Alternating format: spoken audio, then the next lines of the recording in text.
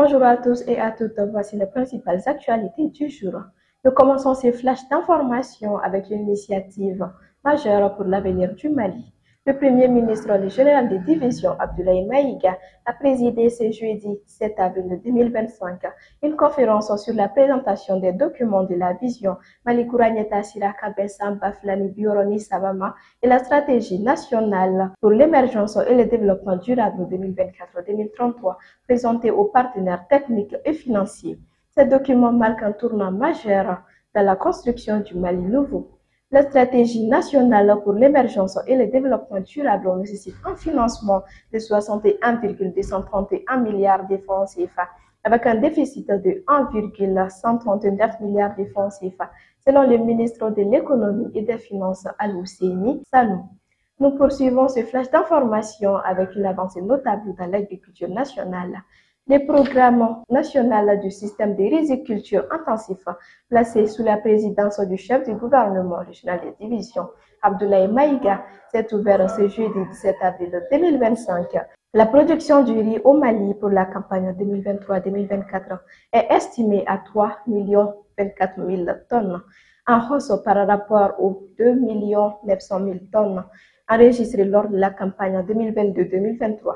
Malgré cette augmentation significative, le pays demeure dépendant des importations de riz afin de répondre aux besoins de la population. L'objectif de ce programme est d'assurer l'autosuffisance alimentaire et de porter la production de riz au Mali à 5,5 millions de tonnes d'ici 2030. À présent, une actualité judiciaire importante pour notre pays. Le ministre de la Justice et des Droits de l'Homme, garde des Sceaux, M. Mamoudou Kassogui, a annoncé dans un communiqué ce jeudi 17 avril 2025 le retour au pays du ressortissant malien Yaya Sissi, condamné à la peine de mort en Mauritanie depuis le 30 mars 2012 pour le meurtre d'un Mauritanien. Il a été transféré dans un établissement pénitentiaire malien pour purger sa peine. À l'international, les discussions se poursuivent à Paris sur la situation de l'Ukraine.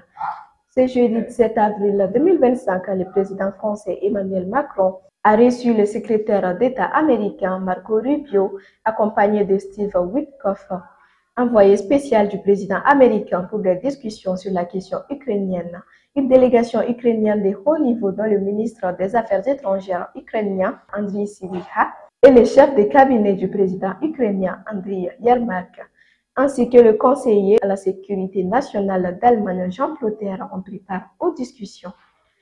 Nous terminons ce flash d'information avec une note sportive. Le match pour la troisième place de la CAN U17 se jouera aujourd'hui, vendredi 18 avril 2025, un derby ouest-africain entre la Côte d'Ivoire et le Burkina Faso. Le match de la finale est attendu demain samedi 19 avril 2025, opposant le Mali au Maroc. Nous souhaitons bonne chance aux nôtres tout en leur réitérant notre soutien indéfectible. Et c'est tout pour ce flash d'information. Merci de votre fidélité. Nous vous donnons rendez-vous à très bientôt pour d'autres nouvelles. Et d'ici là, portez-vous bien.